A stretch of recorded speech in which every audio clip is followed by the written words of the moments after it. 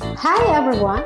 This video presents how to use our phone's camera as a webcam for video conference. So, let us start!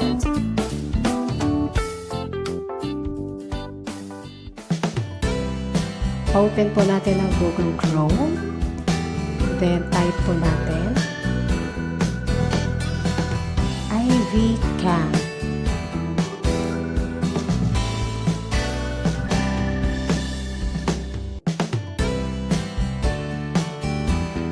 So, ito po ang lalabas, Webcam. Use mobile phone as a PC webcam. So, ito po yung ating i-open. So, i-click po natin siya.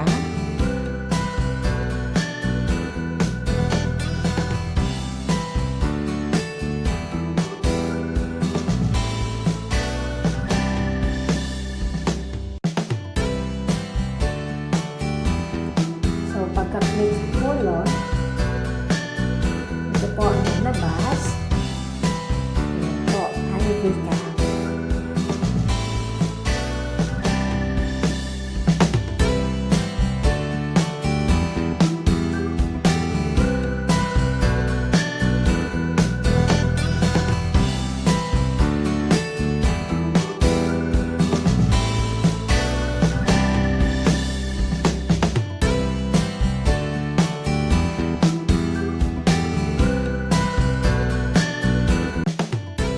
So, i-click po natin itong download for Windows para po ma-download natin yung installer.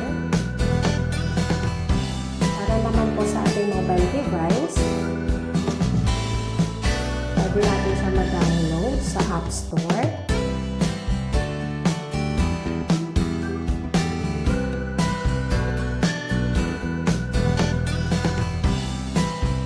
Ayan po, i-click po natin yan. Then sa Google Play for Android users or direct download po ng APK file para sa mobile device. So, click po natin download for Windows.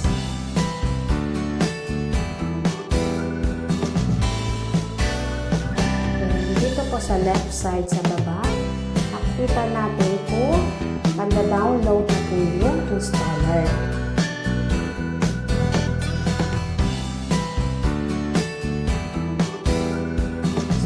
So, nag-download na po siya. Hintayin natin ma-complete. Then, open po natin.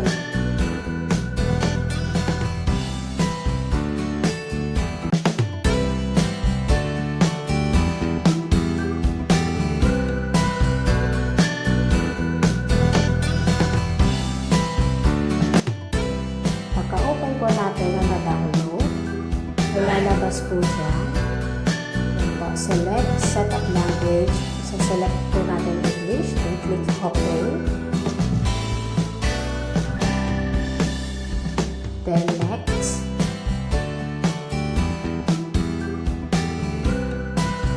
Next lang po ulit.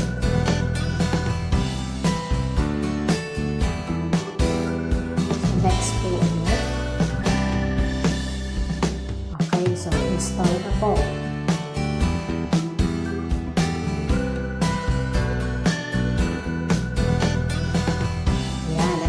Nag-install na po yung ating Webcam application.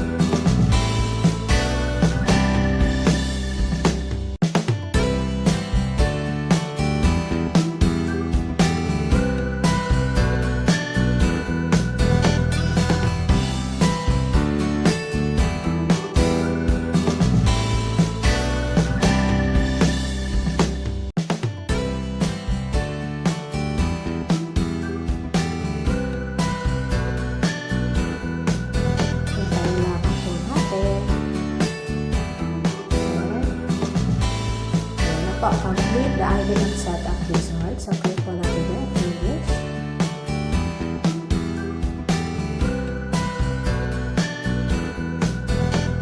Titignan po natin sa ating desktop screen. Ayan na po. So, Videocam application. Open po natin. So, yan na po yung makikita natin.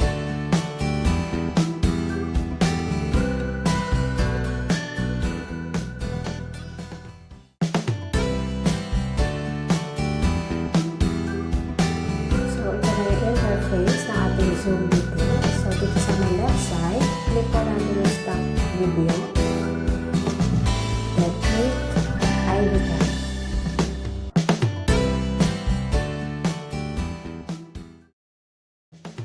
Dito naman po ang pag-install ng Videocam sa ating cellphone. Buksan po natin ang Play Store. Then, type po natin ang Videocam. So, na-type ko na siya before. Type ko na lang. Yan po ang lalabas. Then, click Install.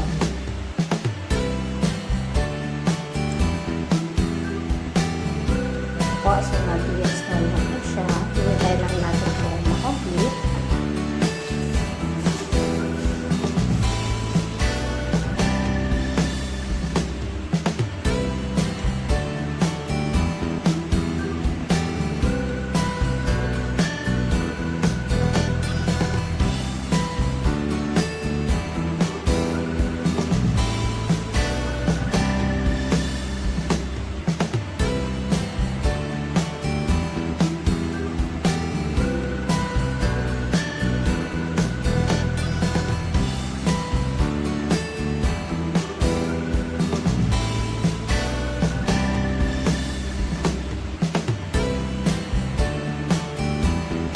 Install din na po.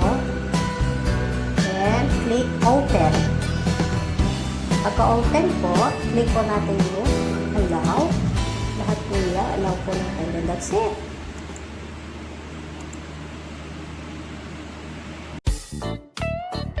If you learned from this video, click subscribe.